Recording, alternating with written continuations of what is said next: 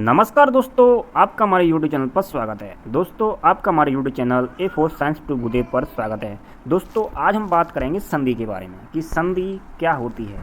आज हम पढ़ाएंगे संधि।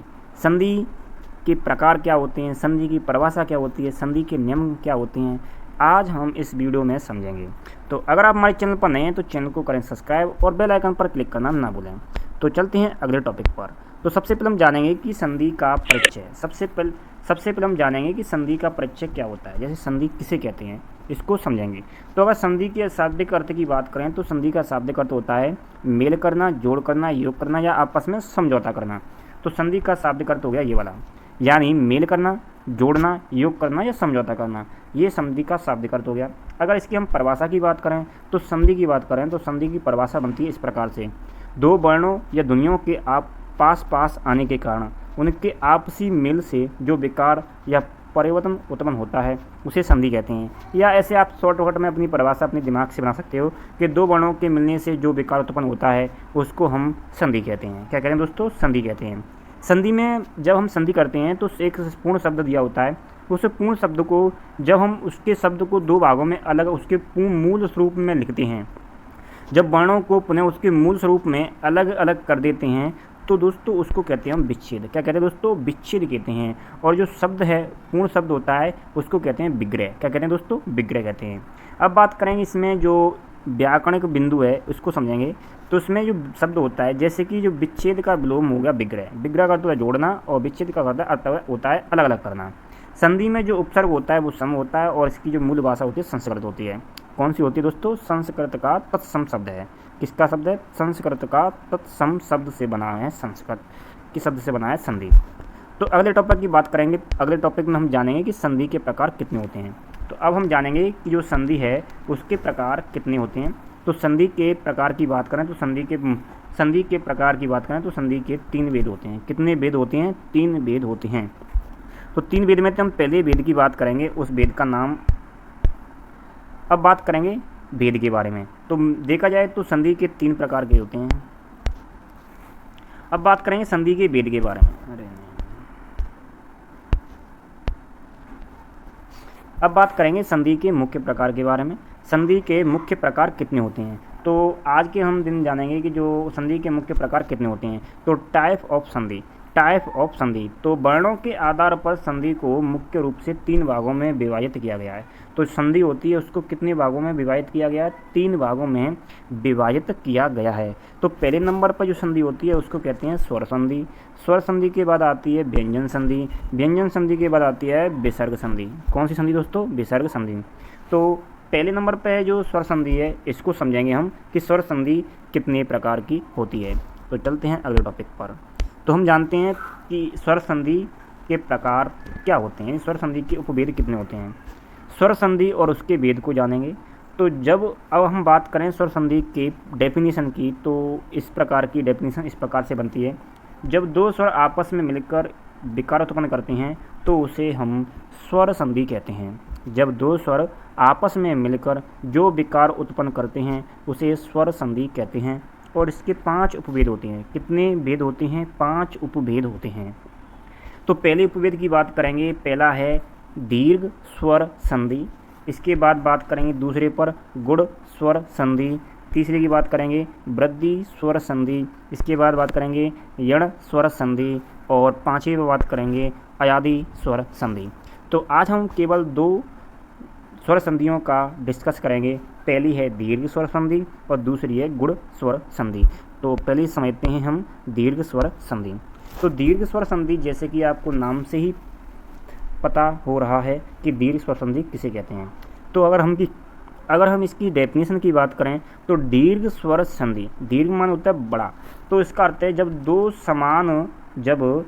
समान स्वर आपस में मिल जाते हैं तो वहाँ पर जो संधि बनती है उसको कहते हैं दीर्घ स्वर संधि।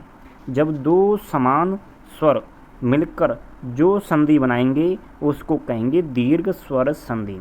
अब हम बात करेंगे इसके नियमों के बारे में। तो नियम नंबर पहले की बात करेंगे। तो नियम नंबर पहला है, जब हम किसी संधि का विच्छेद करते हैं तो उसके विग्रह में हमें एक चीज़ देखनी होगी कि का जो शब्द है उसमें जो बड़े आ का डंडा है कि नहीं। जब शब्द में बड़े आ का डंडा हो, जब शब्द में बड़े आ का डंडा हो तो उस शब्द का विच्छेद करेंगे तो उसमें ये वाला नियम काम करेगा। जैसे अ आ प्लस अ आ, जैसे कि आप देख सकते हैं तथापि है, तो तथापि में जो तथापि है ना, तथापि तो तथापि में देखा, ध्यान से देखें तो इसमें किसका डंडा है, बढ़िया का डंडा है। जब हम इसका क्या करेंगे, विच्छेद करेंगे तो इसमें जो नियम लगेगा, नियम नंबर 1 लगेगा। जब इसको लिखेंगे तो तथा प्लस अपि, तथा एक शब्द हो गया और अपि भी एक शब्द हो गया, तो इस प्रकार इसको टूट जाएगा तथा प्लस अपि में। इसी प्रकार रस अभ्यास जलाशय, इसका भी आप विच्छेद करके देख सकते हो। अब बात करेंगे इसके नियम नंबर 2 की। तो जब शब्द में किसकी मात्रा हो, बड़ी ई की मात्रा हो, किसकी मात्रा हो, बड़ी ई की मात्रा हो, तो उन्हें शब्द में देखना है कि बड़ी ई की मात्रा है कि नहीं। जब बड़ी ई की मात्रा होगी तब उसमें हम ई प्लस ई वाला नियम लगाएंगे। जैसे कि इसमें देखें तो जो परीक्षा है, परीक्षा में री में बड़ी की मात्रा लगी हुई है, तो इसकी जो अगर आप विच्छेद करेंगे तो इसमें नियम लगेगा ई प्लस ई और ई प्लस ई वाला, तो इसमें परी एक शब्द बन गया प्लस इच्छा, तो इस प्रकार इसका एक जो विग्रह हो जाएगा परीक्षा। जैसे फणींद्र है तो फणींद्र में क्या है, ई की मात्रा है, बड़ी की मात्रा है, तो इसका अगर हम विच्छेद करेंगे तो फड़ी प्लस इंद्र हो गया, तो इस प्रकार इसमें नियम नंबर 2 लग गया। अगर देखें अगला नियम है ये वाला, इस वाले को देखें तो ऊ प्लस ऊ, जब शब्द में क्या हो, बड़े ऊ की मात्रा हो, क्या हो, जब शब्द में बड़े ऊ की मात्रा हो। जैसे कोई शब्द है हमारे पास भानुदय, तो भानुदय में बड़े ऊ की मात्रा लगी हुई है, तो हमें इस बड़े ऊ की मात्रा से मालूम हो रहा है इसमें दीर्घ स्वर संधि है। दीर्घ स्वर संधि का जो नियम नंबर 3 पे देखें तो उसमें ऊ और ऊ आपस में मिलकर बड़े ऊ बनाते हैं, तो इसको हम लिख सकते हैं, इसका अगर विच्छेद करेंगे तो भानु प्लस उदय, तो भानुदय हो जाएगा। इसी प्रकार गुरु उपदेश को देखें तो गुरु उपदेश का मैं करूँ विच्छेद तो गुरु प्लस उपदेश हो जाएगा, क्या हो जाएगा, गुरु प्लस उपदेश हो जाएगा, तो इसमें भी कौन सी संधि है, दीर्घ स्वर संधि है। जब शब्द में क्या हो, किसी शब्द पर रा लगा हो, क्या लगा हो, रा लगा हो, जैसे कि ऋषि और ये ऋषि वाला है री प्लस री बनता है री, तो जैसे कि होत्रकार, भर्तकार या पितृण हो गया, तो इसमें री लगा हुआ है इसके नीचे। जब शब्द के नीचे री लगा हुआ है, ये वाला शब्द लगा हो, तो जब इसमें लगा हो तो हमेशा इसमें चौथा नियम काम करेगा, जैसे कि होत्र प्लस ऋणकार, भातृ प्लस ऋणकार। इसी प्रकार इसमें ये चारों नियम आपको ध्यान में रखने हैं जब आप इसका विच्छेद करेंगे तब, और विग्रह करें तो आपको ये वाले नियम लगाने हैं। अब समझते हैं अगले टॉपिक पर। तो अगला टॉपिक हमारे पास है जो कि काफ़ी इम्पोर्टेंट है, जो कि दूसरी स्वर संधि है, गुण स्वर संधि। गुण स्वर संधि का नियम नंबर कहता है कि जब अ या आ के आगे, जब अ या आ के आगे असमान स्वर आए, क्या है दोस्तों, असमान स्वर आए, तो जो बेकार उत्पन्न होता है उसको कहते हैं हम गुण स्वर संधि। क्या कहते हैं दोस्तों, गुण स्वर संधि कहते हैं। इसका नियम नंबर 1 पहला ये वाला नियम है, जब अ या आ प्लस ई के मिलन से शब्द में क्या बनता है, छोटी ए की मात्रा। जब शब्द में छोटी ए की मात्रा दिख जाए, जैसे कि हितेच्छा, तो हितेच्छा में देखें तो ए की मात्रा है, उपेंद्र में देखें तो ए की मात्रा है, इतरेतर में देखें तो इसमें ए की मात्रा है, मिथिलेश में देखें तो इसमें ए की मात्रा है, जैसे कि ए ये वाली मात्रा छोटी ए की मात्रा हो, तो वहाँ पर जो संधि बनती है गुण स्वर संधि है। अगर इसका हम विच्छेद करेंगे तो जैसे कि इतरेतर में करें तो इतर प्लस इतर, तो इसमें इतर प्लस इतर, तो छोटा आ लगा है इसमें और छोटी ई लगी है, तब बनाए इतरेतर। उपेंद्र बनाए तो उपेंद्र में क्या है, इसका एक अलग से शब्द बनाए, उप कर दिया अलग और इंद्र कर दिया अलग। इसी प्रकार हितेच्छा, तो इसमें छोटी ए की मात्रा को उठाएंगे, छोटा आएगा प्लस छोटी ई आएगी, तो बन गया यथेच्छा।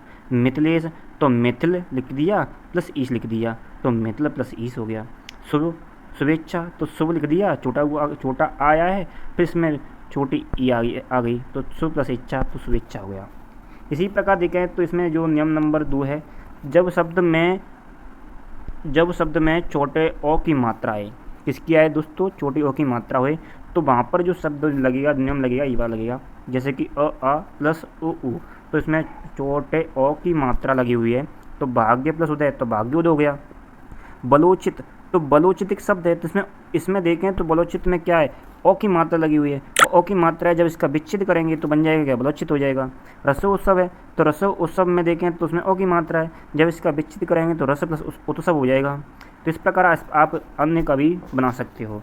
इसी पर देखें तीसरा नियम को, जब अ या आ के साथ में री आ जाए तो बनता है अर। क्या बनता है, अर बनता है। जैसे कि इसमें किसी शब्द के ऊपर र लग जाता है, जैसे कुल ऋषि है तो उसमें र की मात्रा लगी ऊपर, तो इसको हम कुल लिखेंगे, फिर ऋषि लिखेंगे। जैसे कि कुल का, इसमें कुल में छोटा आ गया और सी के साथ ऋषि आ गया। और इसी पर सप्त ऋषि है तो पहले शब्द लिखेंगे, सप्त एक शब्द है और ऋषि लगा देंगे तो सप्त ऋषि हो गया। ग्रीष्म प्लस ऋतु तो ग्रीष्म ऋतु हो गया। देव ऋषि तो देव प्लस ऋषि हो गया तो देव ऋषि हो गया। इसमें से र की मात्रा, ये वाला र है तो ये वाला र, इसको हटा देते हैं और इसके स्थान पर अ या री आ जाता है। तो आपको जानकारी कैसी लगी कमेंट करें, वीडियो को लाइक और चैनल को सब्सक्राइब जरूर करें। कल पढ़ाएंगे हम अगले टॉपिक, जिसमें हम जानेंगे संधि, जो स्वर संधि है उसके 3 और भेद हैं उसके बारे में। जय हिंद, जय भारत, आपका दिन शुभ हो।